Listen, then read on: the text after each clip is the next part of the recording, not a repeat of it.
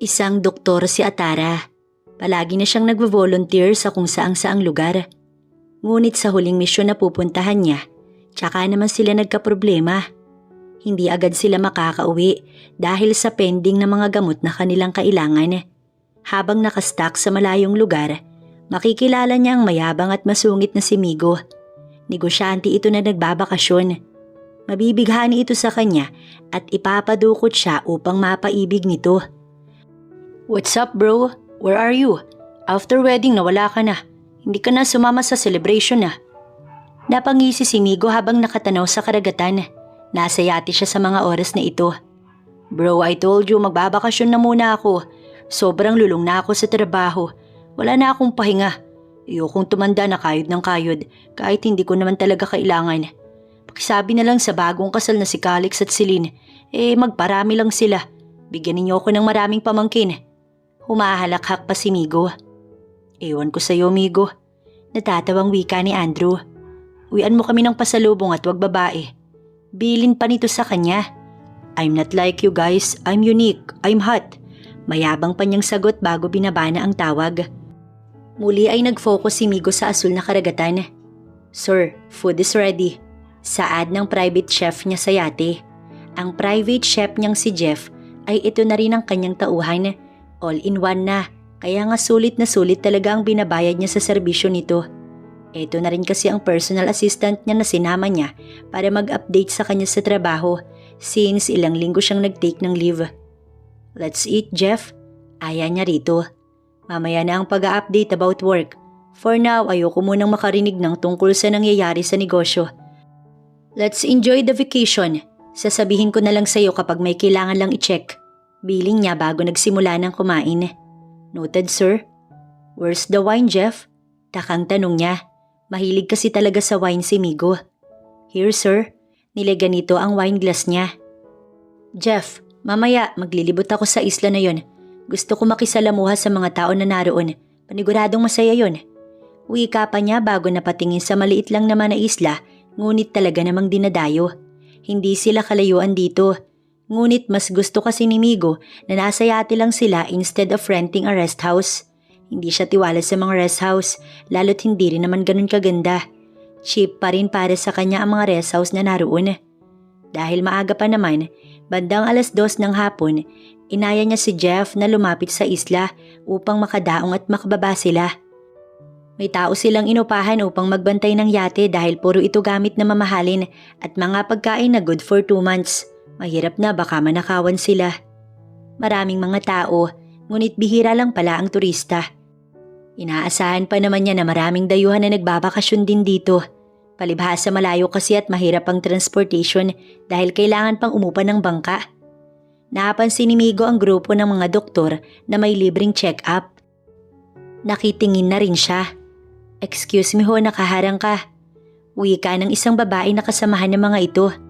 Sa asta nito ay doktora, halata rin naman dahil sa uniforme. "So, matagal na kayo dito? Hindi ko alam na may pinapadalang mga doktor din pala ang government sa ganitong lugar." "Bakit? Sino ka ho ba? Need ba ng government na sabihin muna sa'yo?"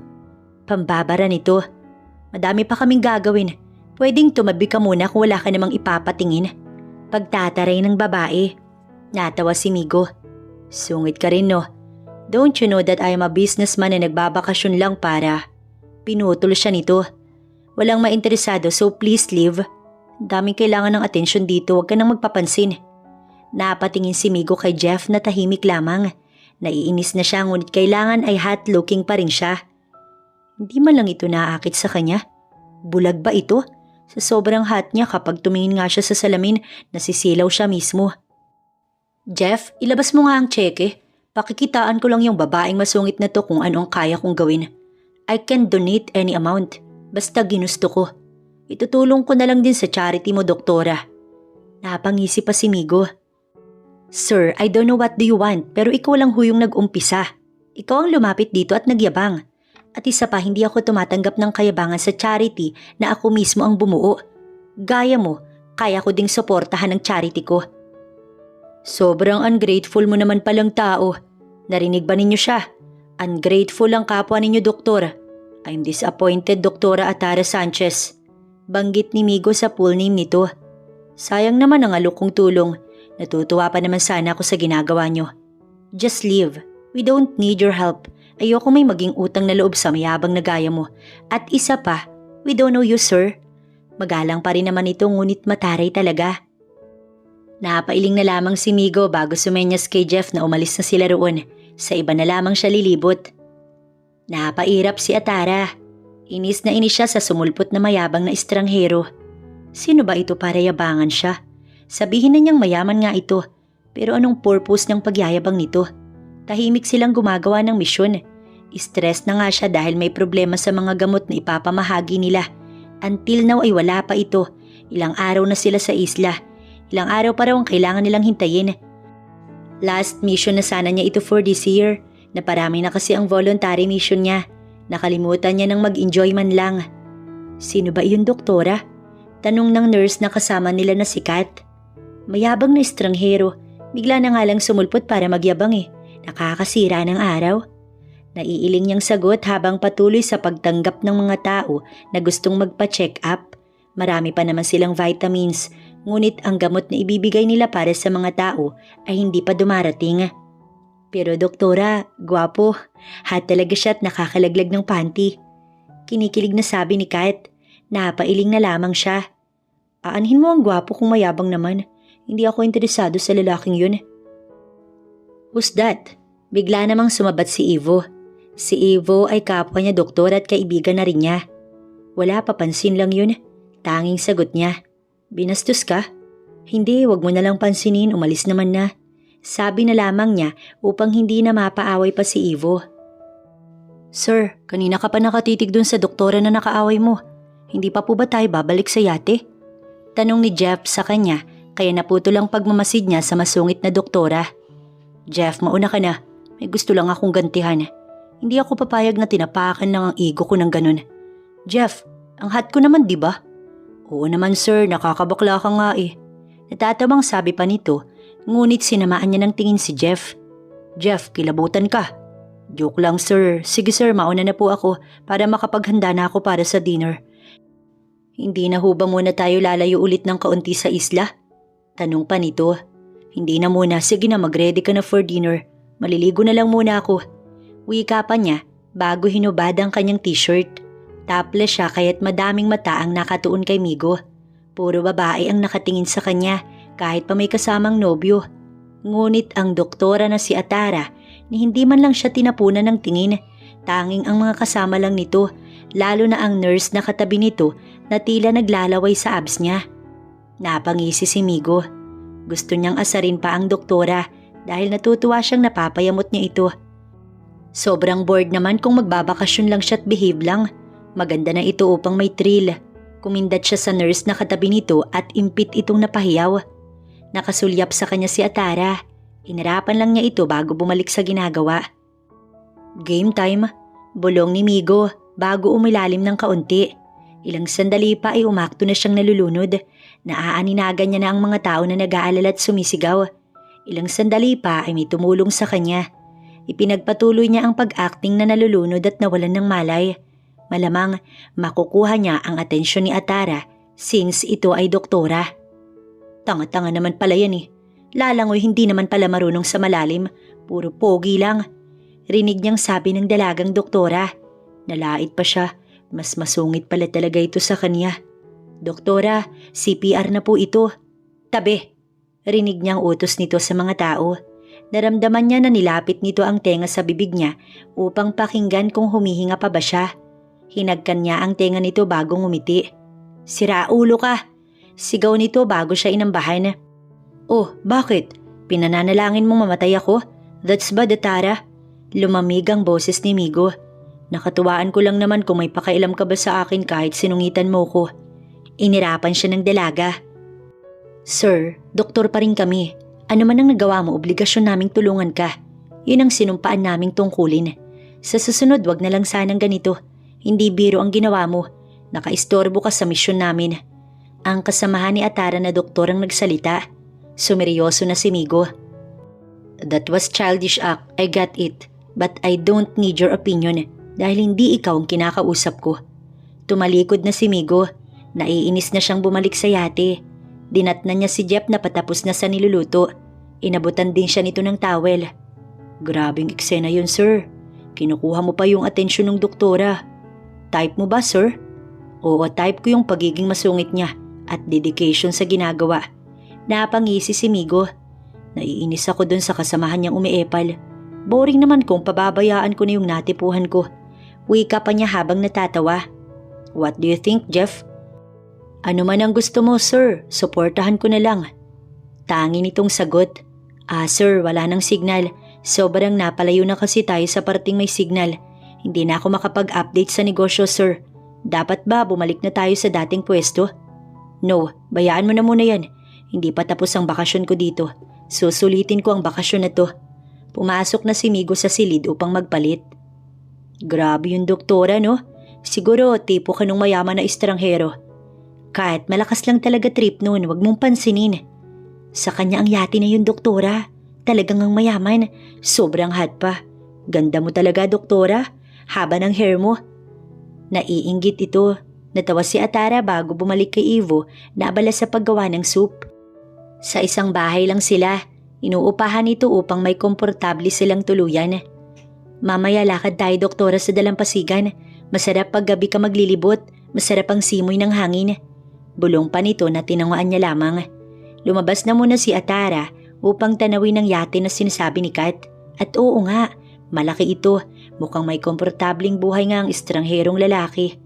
Ngunit mayabang talaga ito kaya't naiinis siya. Nandito ka pala. Tinabihan siya ni Ivo. Oo, ano lang, tanaw-tanaw lang. Miss ko na yung kabihasnan.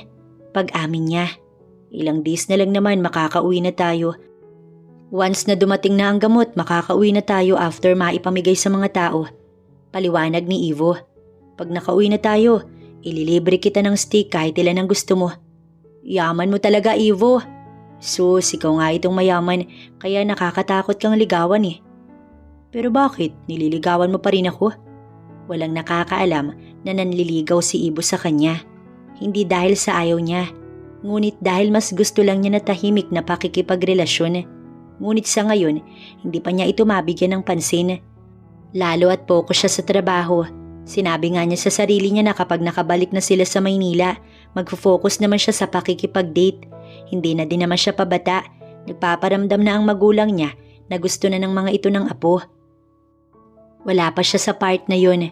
Ngunit ang pakikipag-date ay plano na niya. Si Ivo nga ang matyagang lumiligaw sa kanya. Ngunit until now, kaibigan pa rin ang tingin niya dito.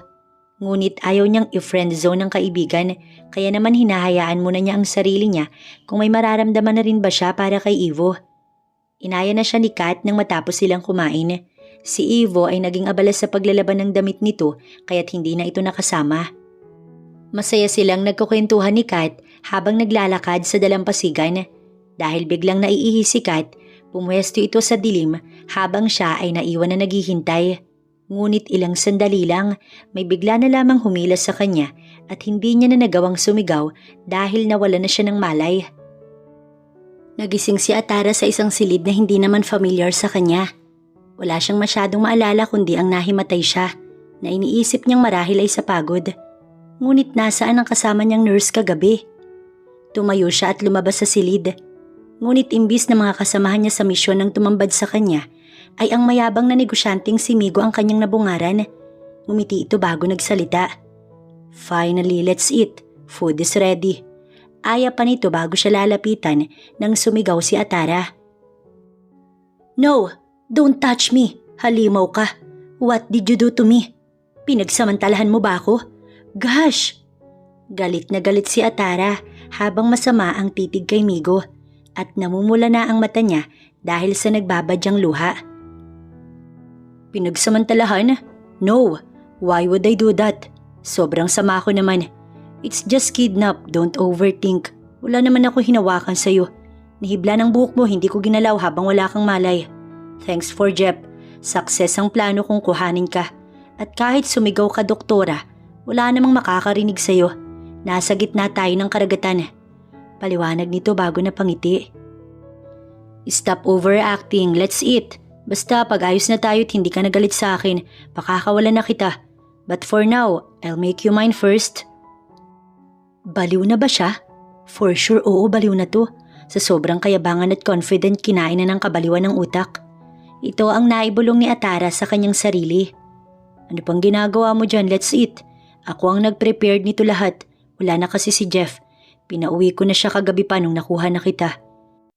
I don't need him here. It's just you and me, Doktora. Ikaw ang type ko. Ganyan ang type ko, parang tigre. Gusto mo bang makulong ha?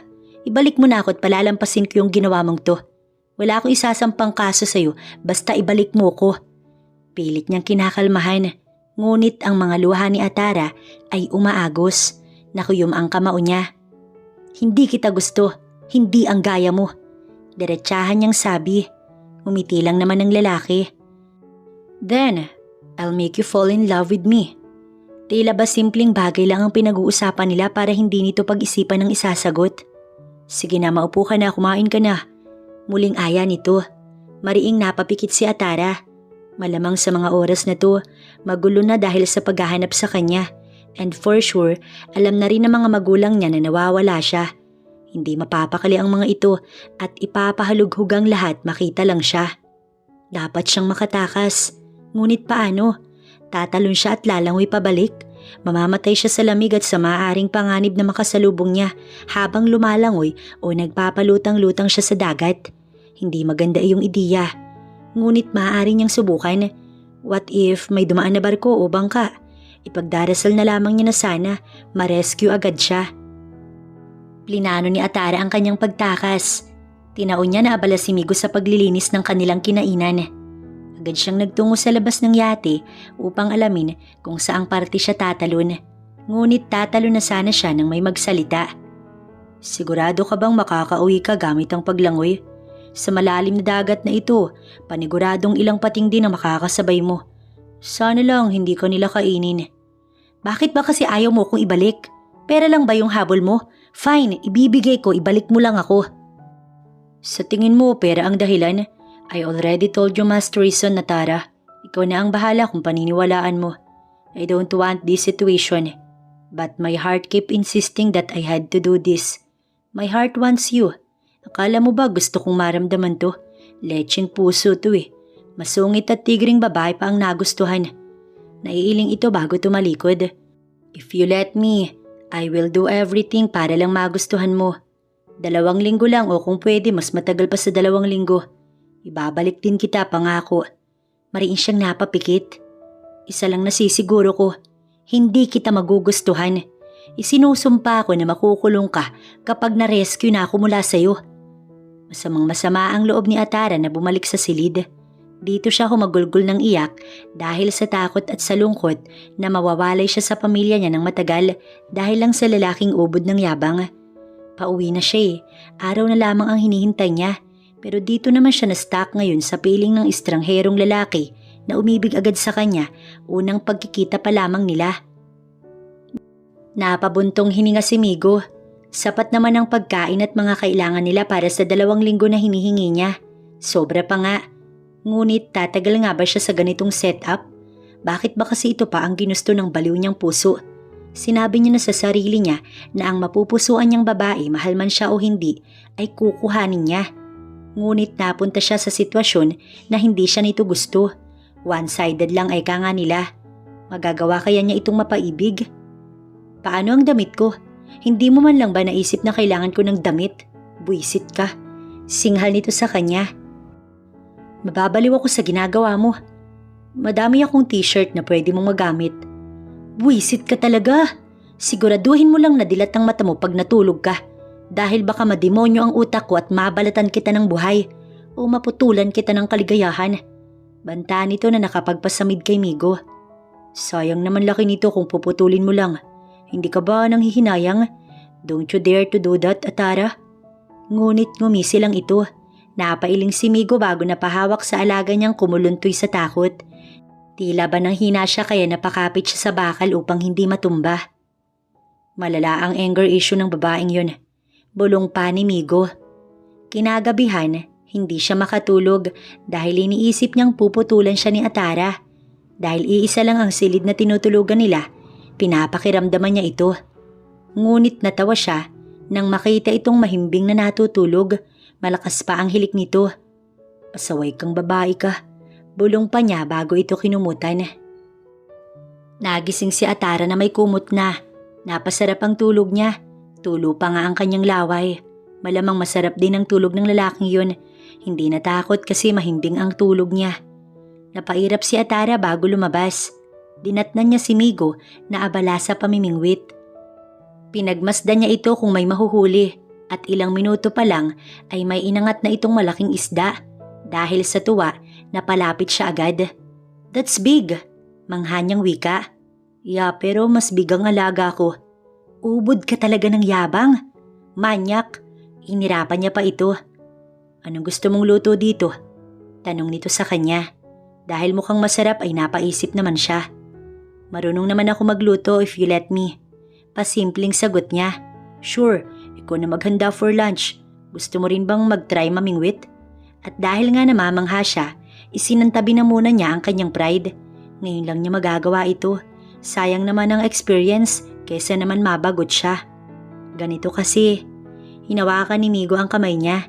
Mahinahon itong itinuro sa kanya kung paano. Basta nararamdaman at nakikita naman kung may kumagat na ba. Nakangiting saad nito. Tumango si Atara bago matyagang naghintay. Ilang minuto lang, may naramdaman na siya kaya't mabilis niyang tinawag si Migo. "I think may kumagat na." Pinaangat na nito ang pamingwit at may huli nga. Sa tuwa ni Atara, masayang masaya siya at nakalimot, nakaaway niya nga pala si Migo. After nilang mamingwit, naghanda na siya para sa lunch. Siya naman ang toka for today dahil nga sa may naisip siyang masarap na luto sa mga nahuli nilang isda. Si Migo ay pinagmamasdan lang siya habang siya naman abala sa pagkaliskis at paglilinis ng isda. Hindi siya sobrang sanay sa gawain na to pero ang pagluluto ay talagang hobby niya. "Pwede ka nang mag-asawa pero pwede lang pag ako." Banat bigla ni Migo. Umakto siyang nasusuka. "Baduy, all this na banat." Pambabasag niya dito. Anong gusto mo?" "Yo miss, pwede ba pakis? Pwede yung patis ang pechay mo nga." Naputol ito ng bantaan niya. "Nakikita mo tong kutsilyong hawak ko? Itataga ko sa ito, Migo. Sige, ituloy mo." Ayaw mo sa all this na banat, di ba? Magugulo talaga kayo mga babae. Ewan ko sa inyo." Naiiling na iniwan na siya nito. Napairap na lamang siya bago nagpatuloy sa ginagawa niya. Sabay silang kumain. Si Migo ay chinichika pa siya, ngunit siya ay tahimik lamang. "May nararamdaman ka na ba?" Tanong niya bigla. 2 araw pa lang? Laki ng trip sa buhay ng taong to. Ngumiti siya ng peke. "Oo, may nararamdaman na ako, Migo." Lumiwanag ang mukha nito. "Itong kamao ko nararamdaman kong babakat ito sa mukha mo." Naglaho bigla ang ngiti nito. Natawa siya nang makita itong mag-focus sa kinakain. Maganda talaga na lagi itong binabara para magsawa agad at hindi na mangulit pa. 2 linggo pa. Dapat talaga mahigpit ang pagbabantay niya sa sarili. Sana lang nakakandado ang pempem para walang mangyaring kababalaghan habang siya'y nandito. At mas lalong hindi naman siya bubukaka dahil lang sa gwapo si Migo. Isa man ang silid nila, pananatilihin ni Atara ang pader na ginagawa niya upang hindi sila maging malapit sa isa't isa. "Tulog ka na? 2 araw mo na dito. Sana bukas mahal mo na ako." Gustong matawa ni Atara. "Sana bukas ma-rescue na ako at makulong ka na." "Negosyante ako. Marami akong pera. Tatakasan ko anuman ang problema na darating." "Atara, may naging nobyo ka na ba?" "Bakit? Curious ka?" "Siyempre, gusto ko makilala ang taong gusto ko." "Wala akong nobyo pero may date ako. May nanliligaw sa akin, si Ivo. Siya yung doktor na kasama ko dito sa misyon. Balak ko pag uwi ko sa Manila, magseryoso na ako sa date." Bakit hindi mo sineseryoso? Bakit until now hindi mo pa rin sinasagot? Desisyon ka? Pagbalik ko pa nga sa Manila, di ba? Sayang, hindi na mangyayari yon. Nandito na ako. Siyempre pagbalik mo doon sabay na tayo. Tapos ako na ang mahal mo. Filingero kang buwisit ka. Wala akong balak na mahulog sa'yo, no? Para lang ako nasa survival mode. Sakit mo na. Makatulog na nga lang. Samantalang si Migo naman, Nakuyom ang kanyang kamao. Hindi siya papayag na mapunta ito kay Ivo. Sa kanya lang si Atara. Siya ang taong magugustuhan ito. 2 linggo lang, mahuhulog din ito sa kanya. Ipapakilala niya ito sa kanya mga magulang at kapatid kapag parehas na sila ng nararamdaman. Paniguradong magugulat ang lahat. Maagang gumising si Migo. Siya ang naghanda ng breakfast. Hindi niya ginising si Atara dahil nais niyang maging kumpleto ang tulog ng dalaga. Habang tulog pa ito, naisipan niya ng maligo, tapos naman na kasi siyang maghanda ng almusal. Taples si Migo nang tumalon siya sa dagat. Tila ba nagising ang diwa nang mabasa siya. Sakto namang pag-ahon niya, nakita niya ang bagong gising na si Atara. Nakatuwaan niya itong asarin. Ligo tayo. Ikaw na lang, umagang-umaga. Umagang-umaga, ang sungit mo. Kinarga niya ito. Ibaba mo ko. Hindi. Kiss mo muna ako. Bigla na lamang siya nitong hinalikan. Sa gulat ni Migo, napatulala siya. Ginawa nga nito. Dan, ibaba mo na ako, Migo.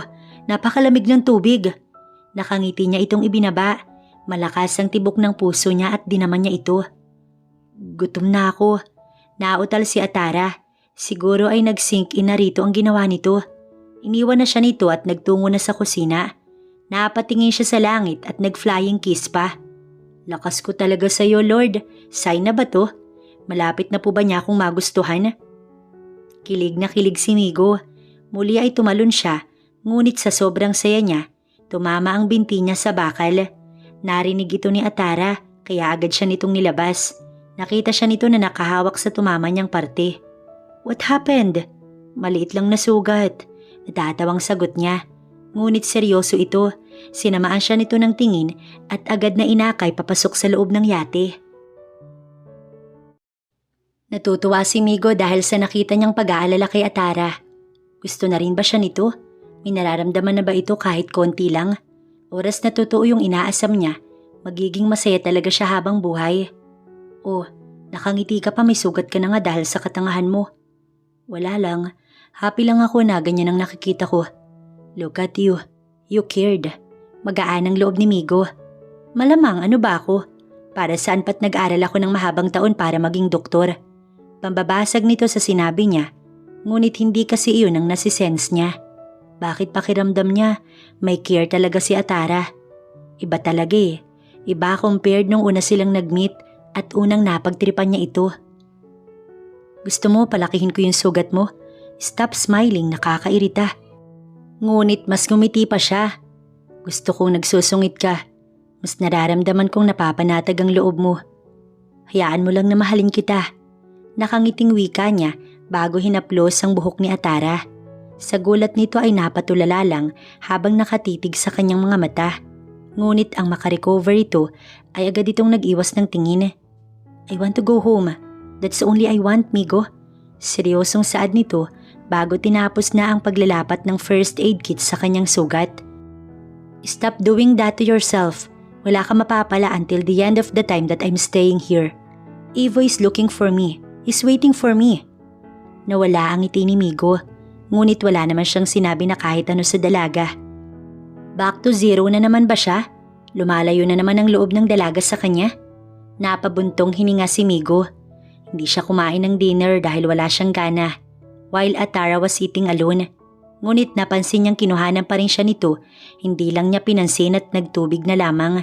Bukas na bukas, binabalak niyang dumaong na muna. Kailangan ng damit ni Atara. Dapat ay maibili na muna niya ito sa bayan na dadaungan nila bago bumalik na muli sa pag-istambay sa karagatan. Nagtaka si Atara. Uuwi na ba sila? Ibabalik na ba siya nito? Dumaong kasi sila sa hindi familiar na lugar. Wala siyang ideya sa gagawin ni Migo. Ngunit tahimik lang siya dahil nga sa kahapon pa sila hindi nag-uusap. Simula nang diretsahin niya ito tungkol sa pag-ibig na inaalay nito. Bibilhan kita ng damit. Lahat ng kailangan mo kuhanin mo na rin. Bili nito na hindi niya sinagot. Ngunit ang dami niyang nakitang gusto, kaya naman kumuha na siya ng kumuha. Wala siyang pakailam kahit umabot ito ng 1,000. Dapat lang naman dahil kinuha siya nito at ikinulong sa yate. Habang busy sa pangunguha, nakakita siya ng telepon na maaaring gamitin upang makatawag sa kanilang bahay. Dahil abala si Migo, kinuha niya ang pagkakataong iyon. Ngunit nang masagot ang tawag niya, napasulyap siya kay Migo na pinagtitripan ng dalawang lalaki. Hindi na nagawang asikasuhin ni Atara ang tawag dahil tinakbo na niya ang pwesto ni Migo upang ipagtanggol ito sa dalawang lalaki. "Stop! Sisigaw ako tatawag ng pulis!"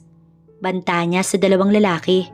Tumakbo naman ang mga ito, habang si Migo inaayos ang nagusot nitong kwelyo. Mariin siyang napapikit bago na pailing. Ano bang iniisip niya? Chance niya na iyon. Bakit ba pinalampas pa niya? "Wala ka na bang kailangan? Bumalik na tayo." Aya ni Migo. Nauna ito sa kanya. Napairap na lamang si Atara dahil pakiramdam niya si Migo pa ang biktima sa kanilang dalawa. Bakit ba nagigilty siya? Totoo naman kasi ang sinabi niya na si Ivo ang lalaking naghihintay sa kanya. Bumalik na sila sa yate. Sa gitna na naman sila ng karagatan. Tahimik lang si Migo at wala talagang sinasabi sa kanya. Hindi tulad nung una na napakadaldal at sobrang confident. "Dinner is ready." Alok niya dito. Ngunit tinignan lang siya nito bago bumalik sa silid. Napabuntong hininga siya dahil hindi niya nakaya. Sa inis ni Atara, sinugod niya ito sa silid. Ngunit inabutan niya itong nakakumot at tila balamig na lamig. Anong problema? Hindi ito sumagot. Hinipo niya ang noo nito at napakainit. "May sakit ka pala, bakit hindi mo sinasabi?" Naiinis na tanong niya. "Ayoko maging alalahanin mo pa. Ako na nga ang nagdala sa'yo dito. Don't worry, Atara. Nakapagdesisyon na ako at ibabalik na kita." "Hindi ka na nakakatuwa." Mariing napapikit si Atara. "Wait me here. Titignan ko kung may gamot ka dito sa yate." Biling niya, ngunit hinila siya nito. "Don't please, just don't leave me now. Gusto ko nasa tabi lang kita hanggang bukas. Susulitin ko lang yung oras na kasama pa kita, Atara. Sorry for doing this to you." Mahinahon ang boses ni Migo. "Shut up! Go to sleep. Mamaya kukuha ko ng maaring ipunas sa'yo. Gagawan muna kita ng porridge bago kita painumin ng gamot." Ilang sandali pa, iniwan na muna ito ni Atara. Ginawa niya ng porridge si Migo. Pinakain na muna niya ito din pinainom ng gamot. After that, pinunasan na rin niya ito upang kahit papaano ay mawala ang init. Panaginip lang to, diba? Ngunit sobrang saya ko kahit ganun. Napangiti na lang si Atara. Tinabihan niya si Migo at niyakap upang hindi masyadong lamigin. "I won't leave you now." Tila ba may bumulong nito kay Migo. Wala naman siyang masyadong ulirat dahil sa taas ng lagnat niya. May narinig pa rin siyang boses. Kinabukasan pagising niya, nasulyapan niya ang natutulog na dalaga sa tabi niya. Nakayakap ito sa kanya kaya't napangiti si Migo. Gumaan ang pakiramdam niya at masaya na muli ang araw niya. Nagising na rin si Atara. "Oh, ayos na ba ang pakiramdam mo?" "Sinat na lang, sandali maghahanda ako ng almusal." Bago ito umalis, hinaplos nito ang pisngi niya at ngumiti. "Good boy, Migo. Mabilis ka naman palang gumaling eh." Napaawang ang labi niya sa gulat. Hinatid na lamang niya ito ng tingin. Napakunot ang noo niya. "Bakit good mood ito?" Isang linggo nang nananatili si Atara sa yate kasama ang negosyanteng si Migo. Abala na ang mga magulang niya at maging si Ivo sa paghahanap sa kanya. Lahat ay ginagawa ng mga ito makita lang siya. Naipaabot na rin sa pulisya ang pagkawala niya at isa lang ang pinaghihinalaan ni Ivo. Ito ay ang estrangherong lalaki na kumukulit sa dalaga. Walang iba kundi si Migo. "Gusto mo ng beer?" Napangiti si Atara nang kunin ni Migo ang kanyang atensyon. "Hindi ba't kagagaling mo lang sa sakit?" Tinasa niya ito ng kilay. Ano lang ba, pang-refresh lang." "Sige, kumuha ka." Utos niya bago muling tumanaw sa magandang karagatan. Ngayon na lang ulit siya nakapagpahinga ng ganito. Ngayon na lang ulit niya naramdaman na malaya pala siya. Ikinulong na kasi ni Atara ang sarili sa trabaho. Kung hindi pa siya nakuha ni Migo, hindi niya pa ito mararamdaman. "Here," sambit nito bago inabot ang beer. "So, gusto mo na ba ako? May nararamdaman ka na ba?" Out of nowhere ay nagtanong na naman ang gunggong. Natawa na lamang siya bago nailing na sumagot. "Filingero ka rin talaga, no?" "Naninigurado lang." Proud na sagot pa nito habang natatawa na rin. Sa napasarap na kwentuhan, Naparami ang beer na nainom ni Atara. Hindi niya napansin, tsaka lang niya nalaman nung nakaramdam na siya ng hilo. Hindi nga pala mataas ang tolerance niya pagdating sa pag-iinom. Napakapit siya sa binata. Ayoko na. Bulong niya rito. Umiikot na kasi ang paligid at pakiramdam ni Atara. Matutumba na siya. Kinarga siya nito at dinala sa silid. Nakapalupot ang braso niya sa leeg ni Migo. Napangiti siya bago nagsalita nang maihiga na siya nito. Cute ka pala. Napabuntong hininga si Migo. Stop. Baka ano pang magawa ko sa'yo. Iwas ang tingin niya dito. Ano bang gagawin nito? Ano pa bang hindi nito maaaring gawin? Silang dalawa lang naman dito sa yate. At isa pa, mahindi siya sinasabi kay Migo. Ayaw kasi niya na lumaki ang ulo nito. Gusto niyang paghirapan pa nito ang lahat. Good boy, Migo. Gustong gusto ko yung pagpipigil mo. Bilang respeto sa akin, ituloy mo lang yan. Hinaplos ni Atara ang pisngi nito bago pumikit na. Samantalang si Migo naman, napabuntong hininga na lamang. Malakas pala talaga ang beer sa dalaga. Hindi ito maaari sa inuman dahil madali itong malasing. Hinayaan na muna niyang matulog upang makapagpahinga si Atara. Ngunit ilang minuto lang ay nakatanaw siya ng yate ng patungo sa kanila. Alam niya kung kanino ito. Sir, pasensya na, pero kailangan ko talagang ibalita sa'yo. Maging ang magulang mo, sir, alam na nila. Ito ang bungad ni Jeff habang ang kapatid niyang si Simon nakatingin lang sa kanya. Napaiwas ng tingin si Migo dahil tila ba manlalamon na ito. Ikaw pala, musta? Tila ba walang nangyari nang batiin niya ang kapatid? Kung suntukin kita ng matauhan ka. Alam mo ba ang hagulgol ni Mami nang malaman niyang wanted ka? Kalat na kalat, Migo. Ano bang ginagawa mo? 1 linggo nang nawawala ang anak ng mag-asawang Hernandez at ikaw ang idinidiin. Also, Jeff told us na hawak mo nga siya. Ibalik mo na siya at humingi ka ng tawad sa nagawa mo. Isinara na muna ni Migo ang pinto ng silid upang hindi magising si Atara. Simon, wala ka nang pakailam sa desisyon ko. Ibabalik ko naman siya 1 linggo pa. Sagot niya sa kapatid. Are you kidding me? Ano bang pumasok sa kukote mo at talagang ganyan ang ginagawa mo? Bring her back, bro. May pamilya ang taong yan. Hindi magandang ideya ang manguha ng babae at ikulong sa yate mo para lang sa sarili mong desire. Hindi ko siya sinasaktan. Malapit na, bro. Malapit na, 1 linggo na lang. Pakiusap ni Migo. Luluhod ako sa mga magulang niya na para lang humingi ng tawad. Stop this nonsense conversation. Sumama ka na sa akin bago ka pa maabutan ng mga pulis. Napangisi si Migo. No, hindi ko siya iiwan. Gusto mo talagang ibaon ang sarili mo sa katangahan mo? Wake up, Migo. That's not you. Sinuntok siya ni Simon, ngunit hindi siya lumaban. I love her. I really do. Sumama ka na. Iwan mo na siya dito kay Jeff. Si Jeff na ang magte-turnover sa kanya sa mga pulis. Parating na sila, dalian mo na, Migo. This is Dad's order. Sa isang malambot na familiar na silid nagising si Atara. Sa pagkakaalam niya, ito ang kanyang kwarto. Agad siyang tumayo at lumabas sa silid. Bumungad sa kanya ang ama't ina niyang may kausap ang pulis. Umalis naman ang mga ito nang makita na siyang gising. Ngumiti ang ina niya bago lumapit at siya ay niyakap. I'm sorry, Iha, kung ngayon lang kami. Sobrang nag-alala na kami nila Ivo. Thanks to him, siya ang masigasig na nag-effort upang mahanap ka, Iha.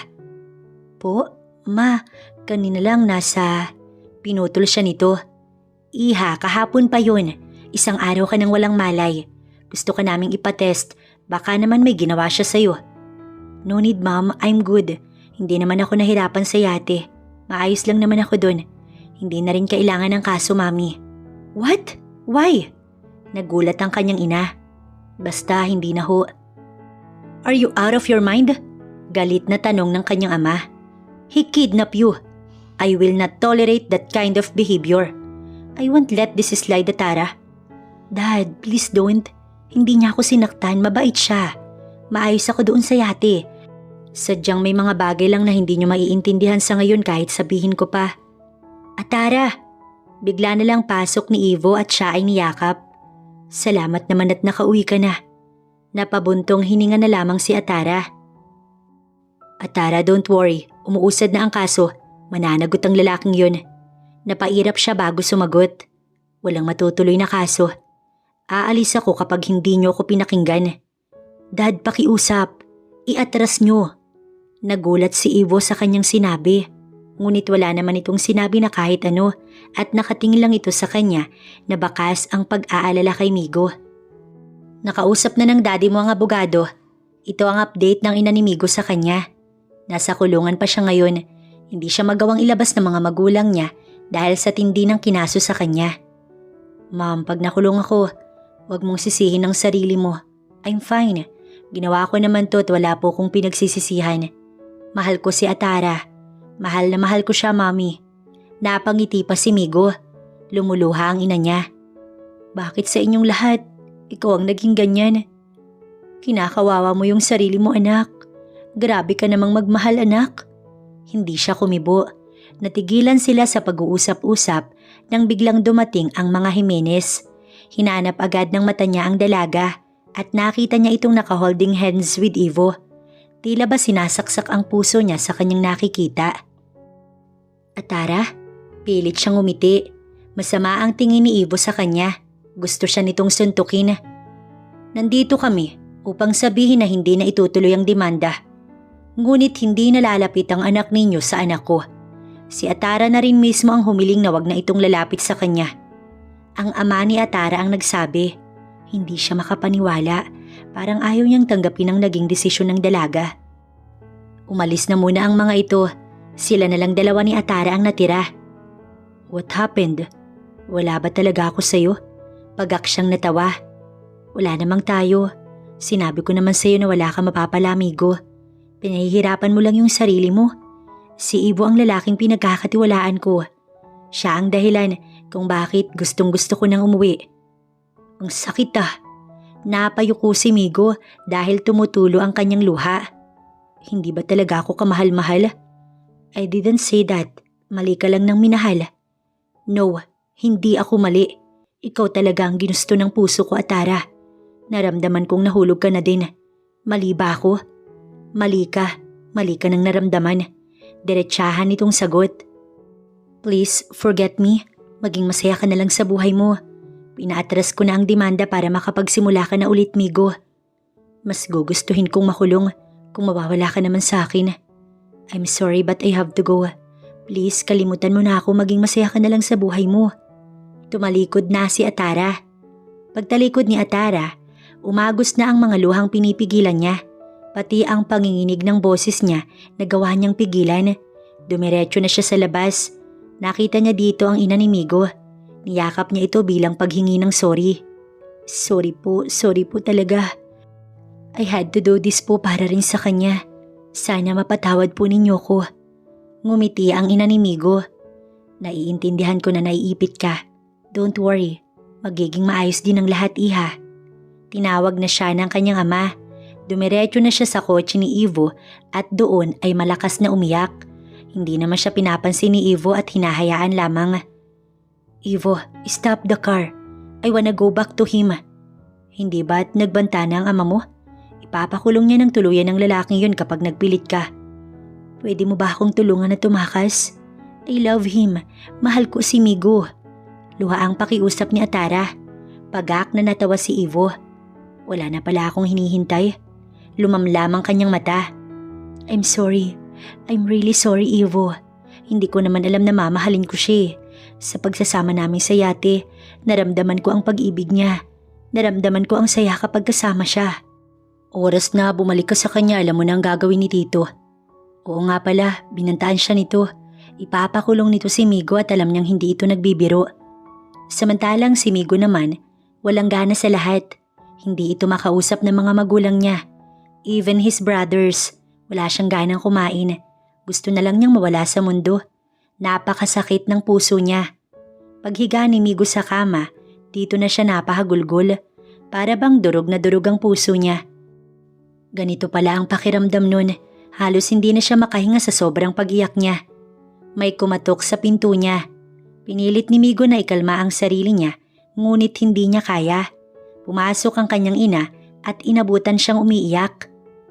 Migo anak, Ang boses ng ina niya, tila ba durog na durog din. Mami, hindi ko kaya. Hindi ko na yata kaya pag wala si Atara.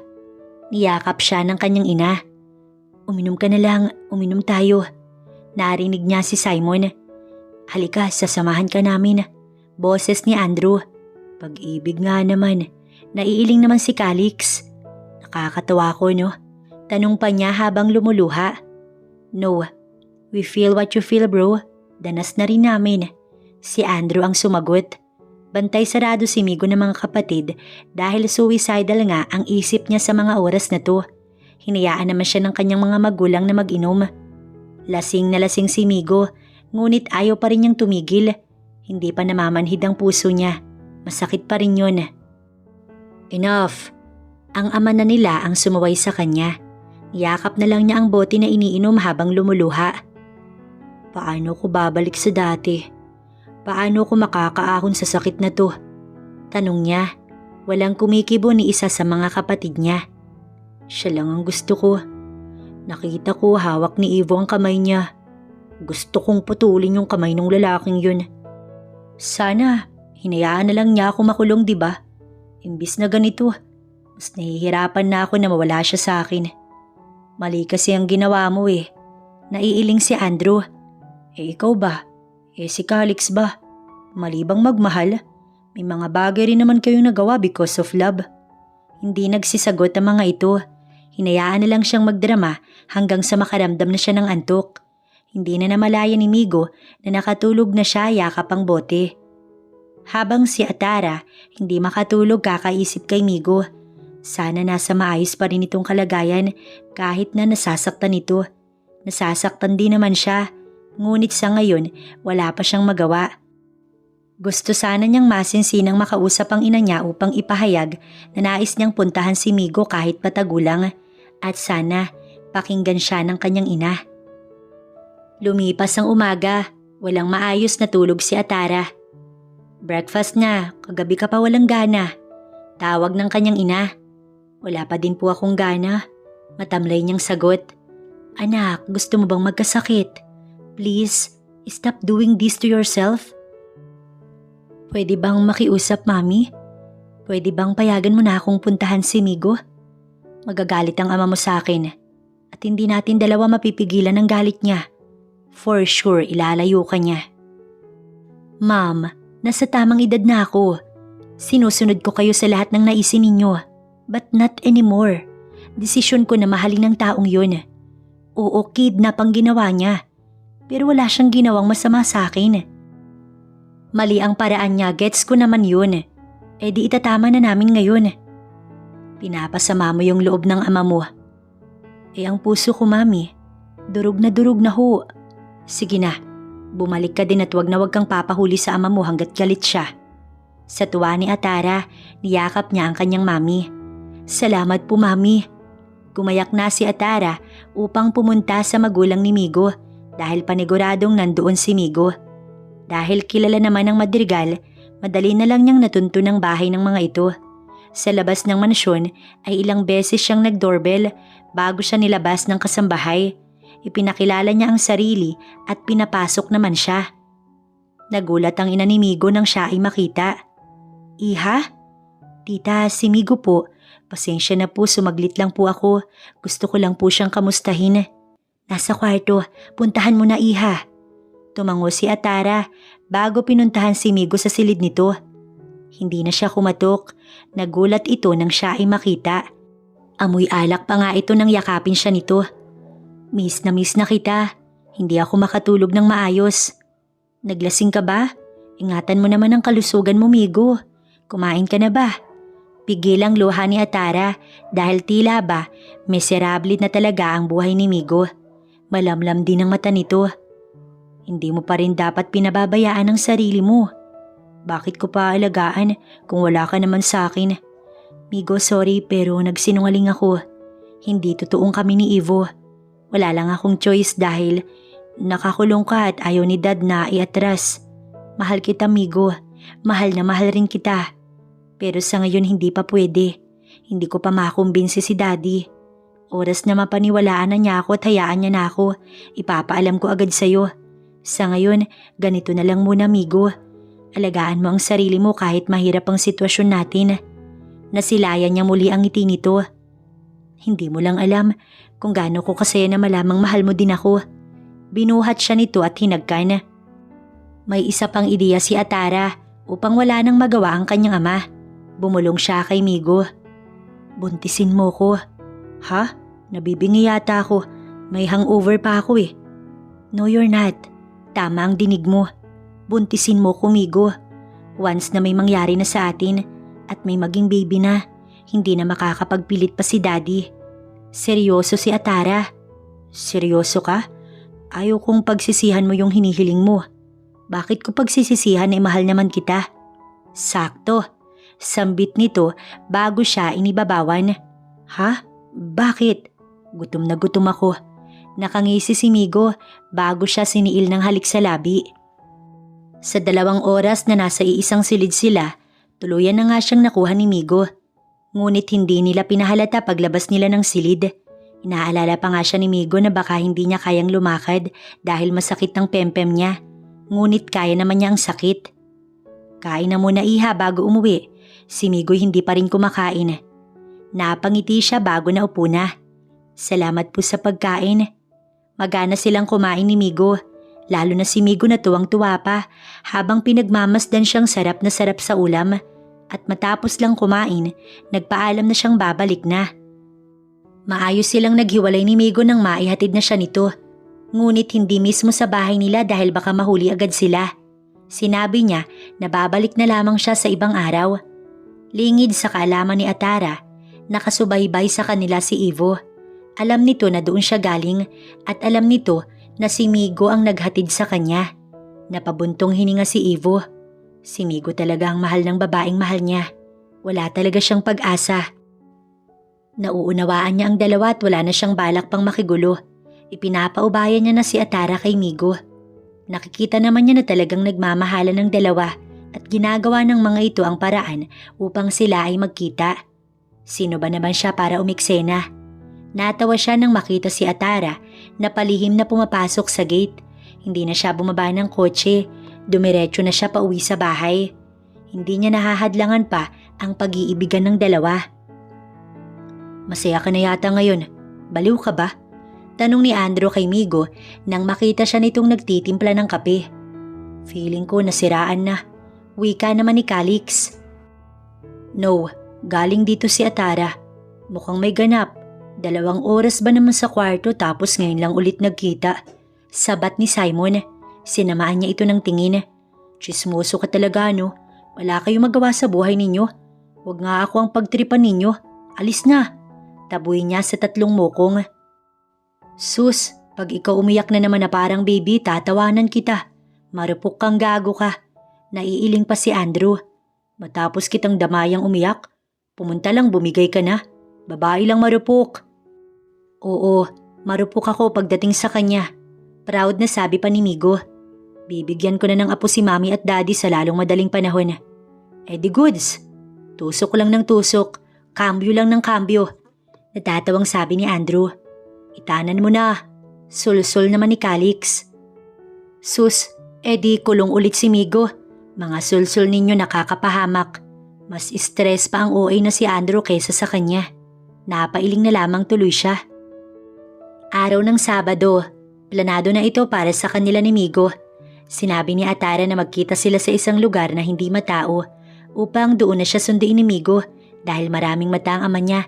Oras na sa hospital siya magpasundo para sa kanilang dinner date. Suportado siya ng kanyang ina habang si Migo, suportado rin naman ng mga magulang. Flowers for you. Nakangiting inabot ni Migo ang binili nitong bulaklak para sa kanya. Hinagkan na rin siya nito sa labi bago binuksan ang pinto upang makapasok siya sa kotse. Saan ba tayo today?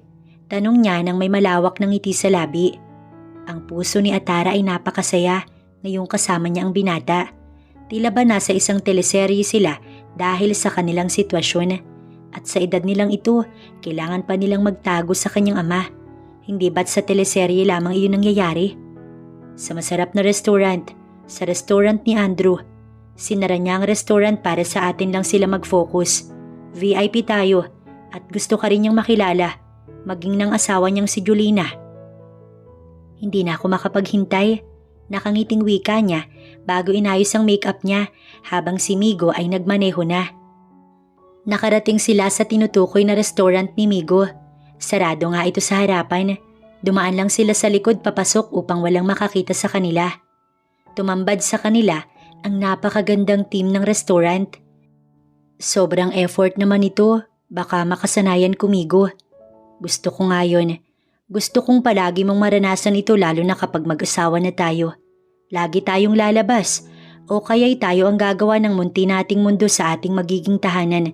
Kasama syempre ang magiging mga anak natin. Ayos banatan mo ah. Panunokso ni Andrew kay Migo. Hi, my name is Andrew. Ito nga pala ang asawa ko si Julina.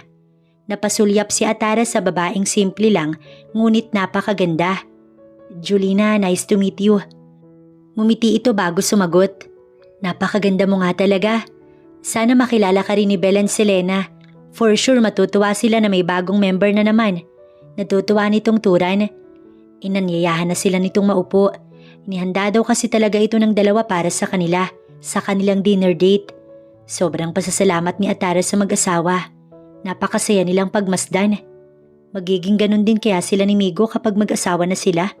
Mananatili kaya ang pagmamahala nila sa isa't isa kahit kasal na sila? O gaya rin sila ng iba na kapag asawa na, naghihiwalay na? Ito ang pumapasok na tanong sa kanyang isipan. What's wrong? Takang tanong ni Migo nang mapansin siya nitong natulala. Bumalik ang diwa niya sa realidad. Wala naman. Natutuwa lang ako sa mag-asawang yun. Iniisip ko lang kung ganun din ba tayo kapag mag-asawa na rin tayo. Hinawakan ni Migo ang kamay niya. Oo naman, mamahalin kita ng sobra. Buong buhay ko ibibigay ko para lang sa iyo, Atara. Hindi magbabago ang pag-ibig ko, ikasal man tayo o hindi. Araw-araw kitang liligawan, haharanahin at susuyuin, kahit pa wala ka namang tampo. Natawa si Atara. Sweet mo yata. Mas naging sweet ka today. Bakit? Ayaw mo ba? Nakakaumay ba? Hindi no, mas nati-turn on nga ako. Nag-init ang pakiramdam ni Atara at namula ang pisngi niya. I like that. Kumindat ito sa kanya. Maayos ang naging dinner date nila. After that, nag-standby na muna sila upang makipagkwentuhan sa mag-asawa. Inimbitahan pa sila nito sa bahay ng mga ito. Ngunit si Migo na ang tumanggi. Alam kasi nito na may duty pa siya bukas. Sa bungad lang ng subdivision na siya inihahatid ni Migo dahil nga mahuhuli sila once na malapit mismo sa bahay nila siya nito ihahatid. Bye, sambit niya bago ito hagkan.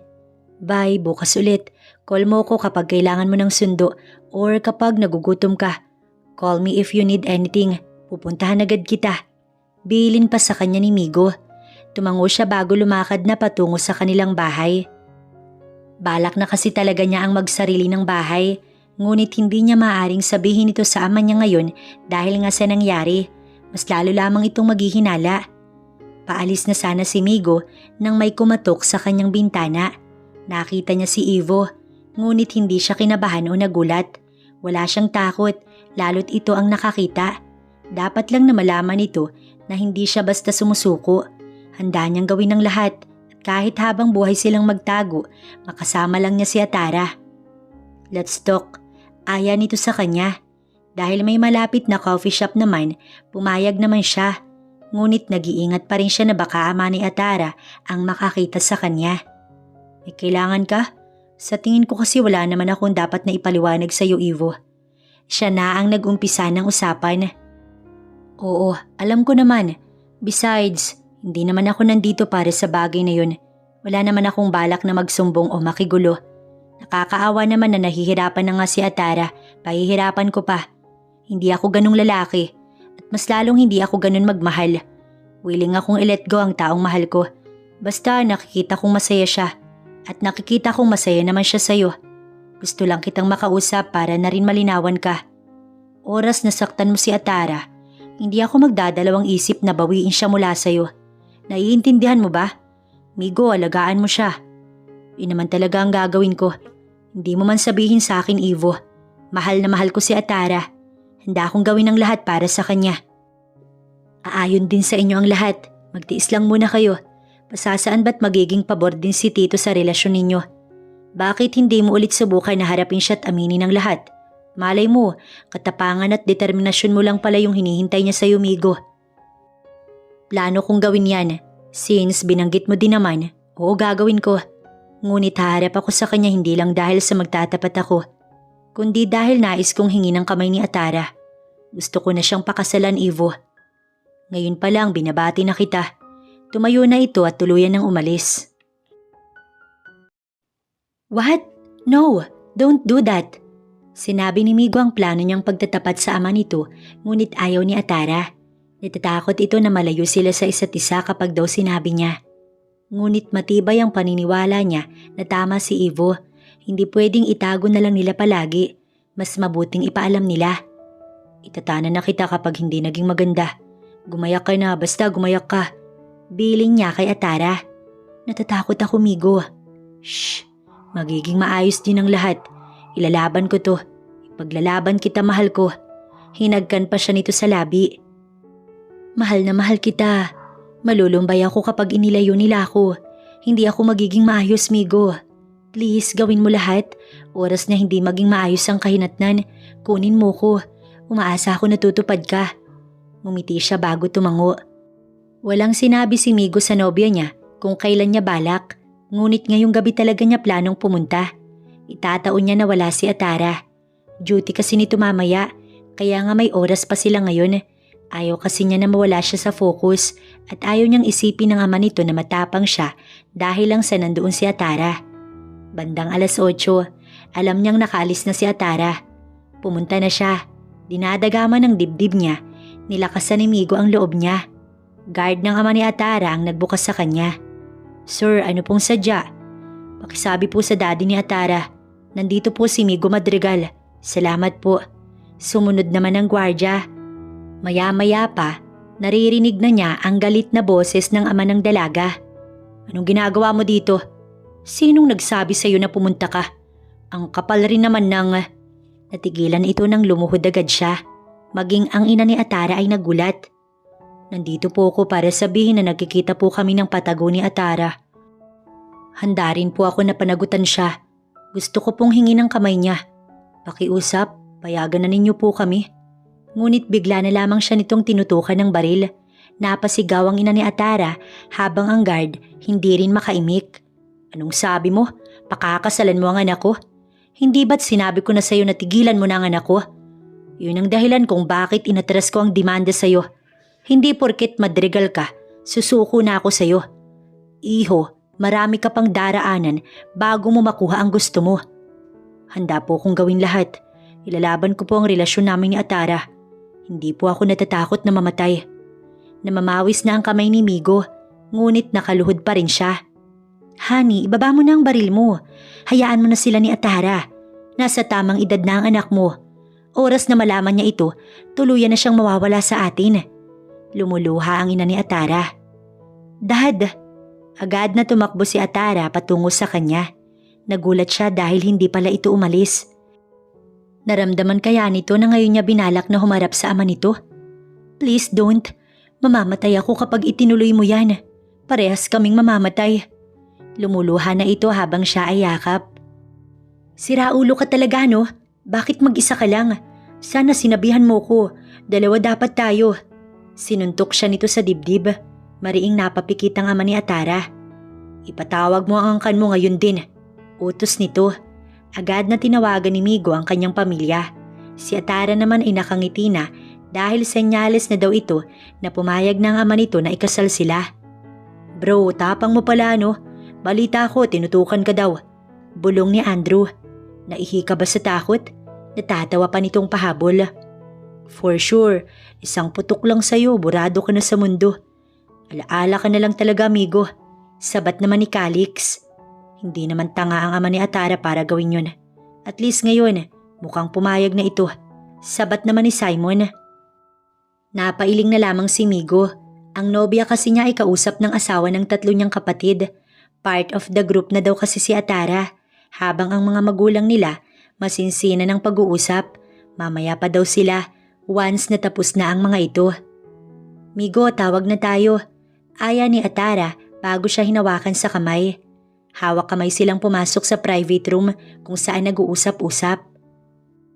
So napag-usapan na namin ng lahat, maging sa dapat na maging date ng kasal. Ina ni Atara ang nagsalita. Napasulyap si Migo sa ama ng kanyang nobya. Salamat po. Wala na akong magagawa.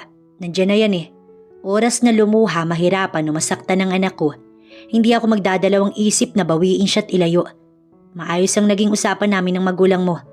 Nirerespeto ko sila sa pagiging maintindihin at pagiging professional nila. Ngunit hindi ibig sabihin panatag na ang loob ko sa'yo. Patunayan mo ang sarili mo sa akin bago ko magtiwala sa'yo. Yes sir, mabilis niyang sagot. Pinag-usapan nilang muli ang kasal kasama na sila. After that, nauna nang umalis ang magulang ni Migo. Bago naman sila ni Atara. Nais niyang masolo ang nobya niya ngayon. Hindi na nila kailangan magtago mula sa ama nitong nakakatakot. Inabot niya ang ice cream na binili niya. Ayos lang ba sa'yo? Tanong niya nang tumabi dito. Ha? Alin? Ayos lang ba sa'yo na mabilis ang kasal natin? Pangako liligawan kita araw-araw. Mamahalin pa kita at lahat ay handa kong gawin. Ngunit kung ayaw mong magpakasal pa, mauunawaan ko din naman Atara. Nais niya itong magdesisyon at hindi na lang palaging siya. Mahirap naman na gusto niya ngunit si Atara ay may pag-aalinlangan. Iniisip mo pala yun? Alisin mo na sa isipan mo yan dahil mahal kita at pakakasal ako sa iyo, Migo.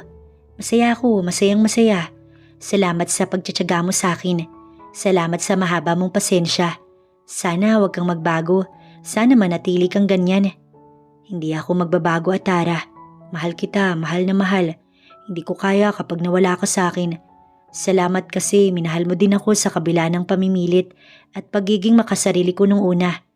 Napangiti sila sa isa't isa matapos maglapat ang kanilang mga labi. Habang inaayos ang mga dapat ayusin sa kasal, abala rin si Migo para sa pagpili nila ng gown. Since ang kailangan na lang muna nilang gawin ay pumili ng gown ni Atara, nagpatulong na sila sa mga hipag niya, si Belle Jolina at si Lena. Tignan niyo ang mga asawa natin. Ang dali nilang magkasundo no, palibha sa mga tuyuin. Si Andrew ang pumuna sa mga ito habang sila umiinom ng malamig na beer. Pabor naman na sa atin, di na sila mangangapa o naiilang pa right?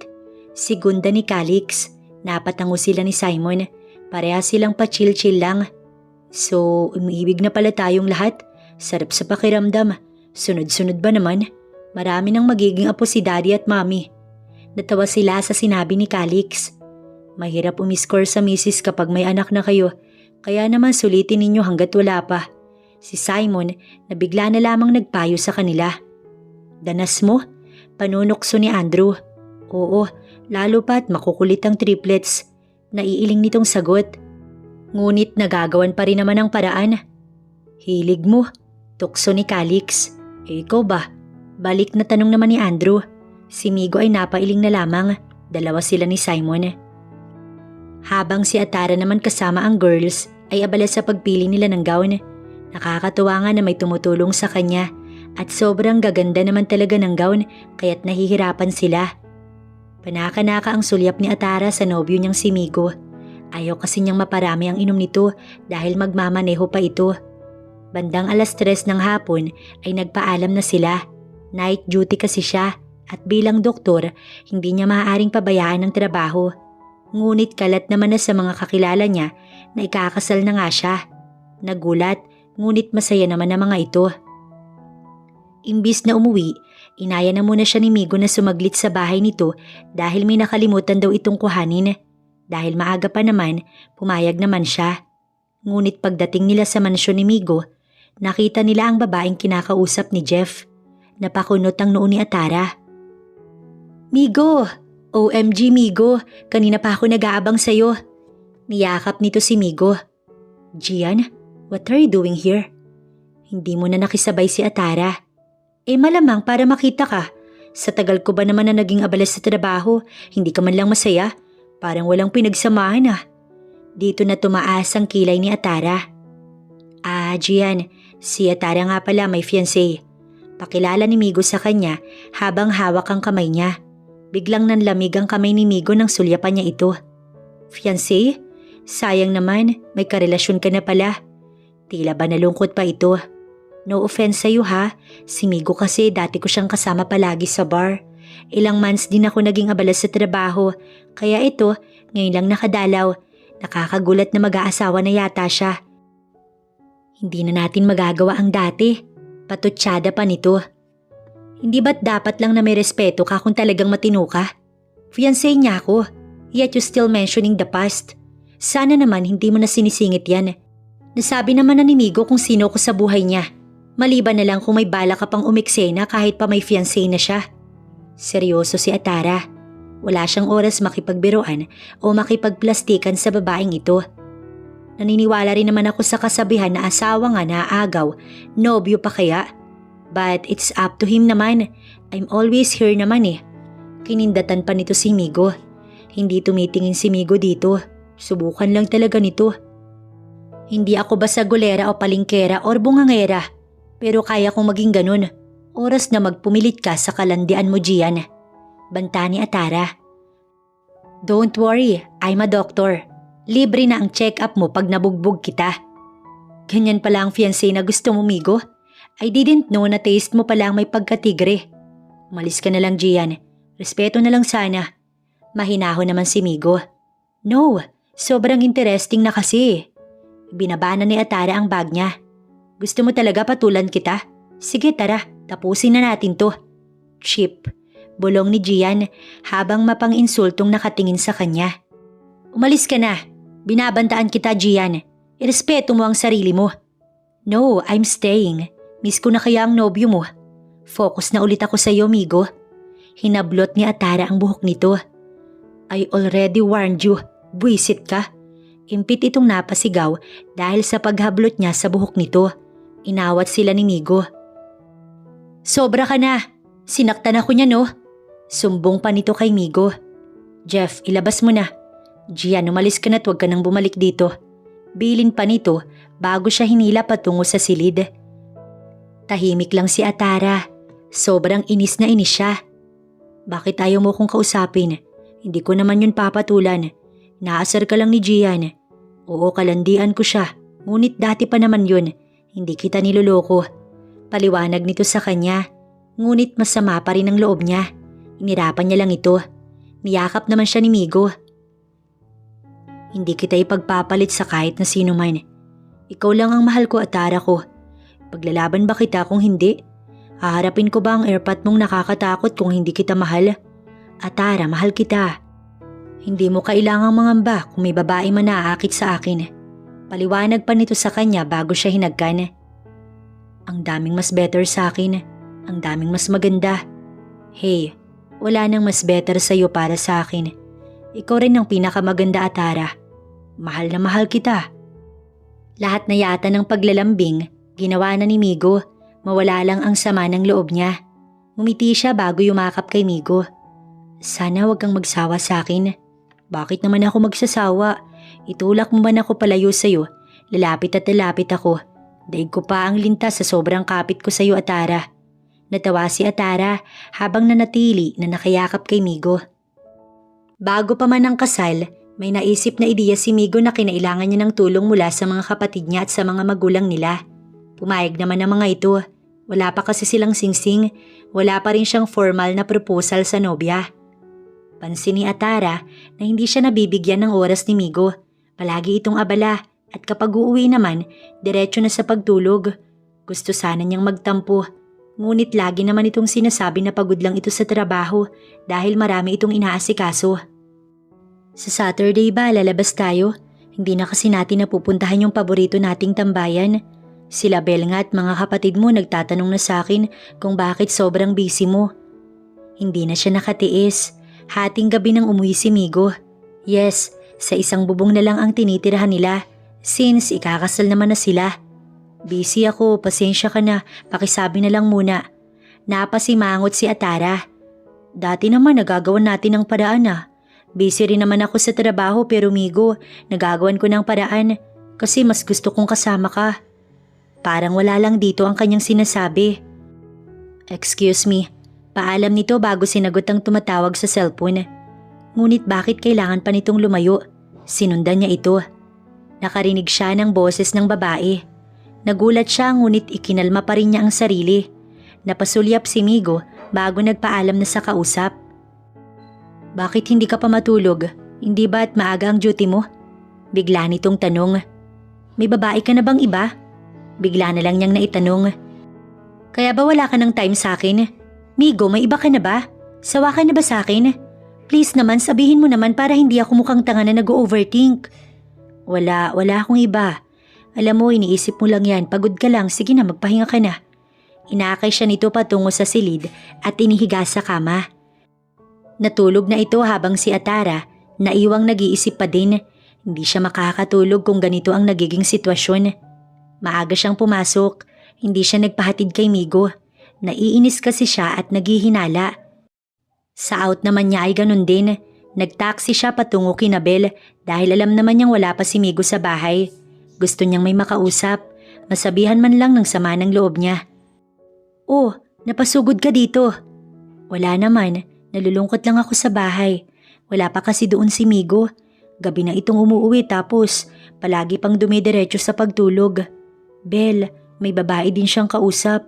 Halos mabaliw na ako kakaisip kung may iba na ba siya. Pero dumipensa siya na hindi at pagod lang daw sa trabaho. Gustong maiyak ni Atara. Ngunit baka naman mali lang talaga siya nang iniisip. Ngumiti naman si Bel.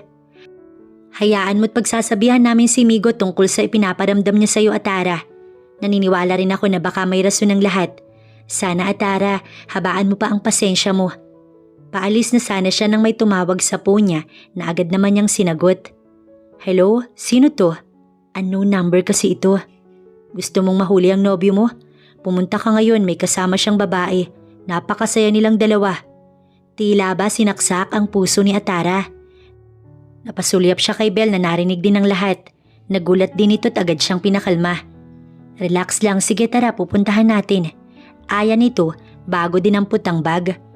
Ibinigay naman ng babae ang address sa kanila. Gamit ang kotse ni Bel, mabilis silang nakarating.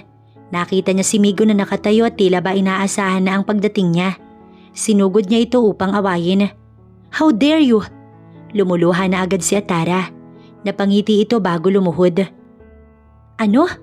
After what you did, umaasa ka na sa pagluhod mo makukuha mo ko? Galit na galit si Atara. Nagulat siya nang maglabas ito ng singsing. Tsaka naman lumabas ang mga kasama nito na maging magulang niya ay kasabwat pala. Sa hiya ni Atara, napahagulgol na lamang. Hindi niya inaasahan na may plano pala ang mga ito at maging si Bel ay natatawa.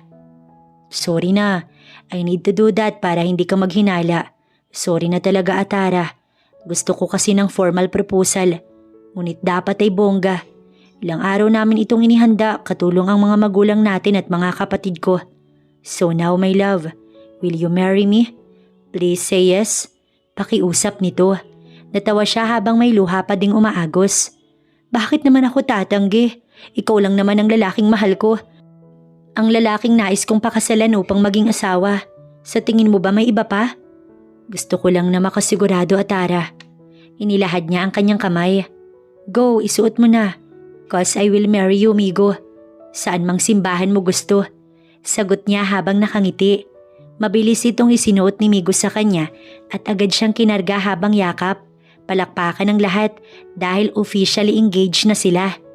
I told you, natatawa si Bel nang hilahin siya nito papunta sa pwesto ng mga babae. They are for now, masaya at magkakaibigan. Congrats, Atara. Gusto ko tuloy ulit mag-propose si Andrew tapos ganyan din ba yung pag-iisipin din ako? Natatawang sabi pa ni Julina. While si Lena was just smiling, napakasaya din ito para sa kanya. Ngunit talagang mahinhin lang ito at palangiti lang. Masaya ako, Atara. Nakakatuwa na engaged na kayo.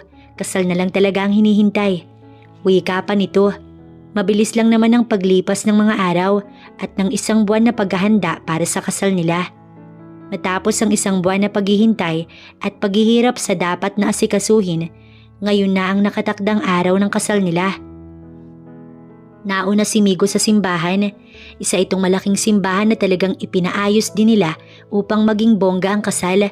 Para kasi sa kanya, hindi deserve ni Atara ang simpleng kasal lang. Hindi siya makakapayag na gawing simple lang. Bro, parang kabado ka. Kakasal ka na, bro. Dinadaga ka pa? Approve na ni Erpat niya, chill ka na. Natawa si Andrew. Darating din yon, chill ka lang. Segunda naman ni Calix. Ngunit kabado talaga siya. What if may humadlang? What if may mangyari? Palibhasa napakaswerte ninyo dahil hindi nyo naranasan ang dinanas ko. Napairap pa siya sa mga ito. So ano ko? Tanong ni Simon na inirapan siya. Natawa ang dalawa pa nilang kapatid. Narinig niyang dumating na ang bride niya, kaya agad siyang nagpunta sa pwesto niya kung saan niya ito hihintayin. Nakatingin sa kanya ang mga kapatid niya at nag-thumbs up. Proud na proud ang mga ito. Ngayon lang kasi lahat sila ay nakasettled na. Ito naman ang pangarap ng magulang nila, ang mag-asawa na sila dahil nga sa edad nilang mawawala na sa kalendaryo. Paano ba naman, hindi naman malayo ang agwat ng edad nila dahil taon-taon ang panganganak ng ina nila kaya sila naging 4. Bumukas na ang pinto at nasilayan na niya ang kanyang napakagandang bride. Muling nag-sink in lahat sa utak ni Migo ang ginawa niyang kabaliwan bago niya nakuha ang taong lumalakad ngayon patungo sa kanya upang maging asawa niya habang buhay. Kinuha niya ito at kahit siya lang ang interesado, itinuloy niya ang pag-asang makukuha niya rin ang loob nito. At sa huli, sila pa rin talaga ang nakatakda para sa isa't isa. Si Tadhana na mismo ang gumawa ng paraan upang maging isa sila dahil kahit anong pagsubok ang naranasan nila, pinag-isa pa rin sila. Namalayan na lamang ni Migo na umaagos na pala ang kanyang luha. Mahal na mahal niya si Atara. Hinding-hindi siya nagsisisi na kinuha niya ito dahil kapag mahal mo, kidnapin mo na agad. Ito ang naging solusyon niya na syempre hindi naman dapat gayahin ng iba dahil naging maganda lang naman ang ending sa kanya dahil sa pinabura ni Tadhana. Para sa kanya kung mahal mo talaga ang isang tao, dapat mo itong ipaglaban anuman ang mangyari. Samantalang si Atara naman, lumuluha na din. Ang kanyang ama ang naghatid sa kanya mula kay Migo at bago siya nito inabot, nagbilin muna ito. Please, ibalik mo na lang siya kapag ayaw mo na sa kanya. Maayos mo siyang ibalik. Mahal na mahal ko ang anak ko. Mas lalong nadagdagan ng luha ni Atara. Niyakap muna siya ng kanyang ama bago inabot kay Migo. Nakita niya ang mga luha ni Migo at agad iyong pinunasan. Tahan na mahal ko, bulong niya pa rito. Hawak kamay silang humarap sa magkakasal sa kanila. Naging maayos naman ang wedding ceremony at nagtapos ito sa isang matamis na halik at palakpakan. Sinabuyan sila ng mga petals habang palabas ng simbahan. Patungo na sila sa venue kung saan ang celebration. Ngunit bago pa man din sila sumakay sa kotse, muli silang nag-iwan ng matamis na halik sa harap ng simbahan kung saan maraming nakasaksi sa kanilang ipinangako sa isa't isa na magsasama sa hirap man o sa ginhawa. Mahal na mahal kita, Atara, bulong pa ni Migo. Mahal na mahal din kita, asawa ko, sagot naman niya. Hawak kamay silang pumasok na sa kotse upang magtungo na sa venue. At habang hawak ang kamay ng isa't isa, isa lang ang pumasok sa isipan ni Atara. Ang taong ito ang hindi niya pagsisisihan at kahit paulit-ulit pa siyang pabalikin sa nakaraan, si Migo pa rin ang kanyang pipiliin.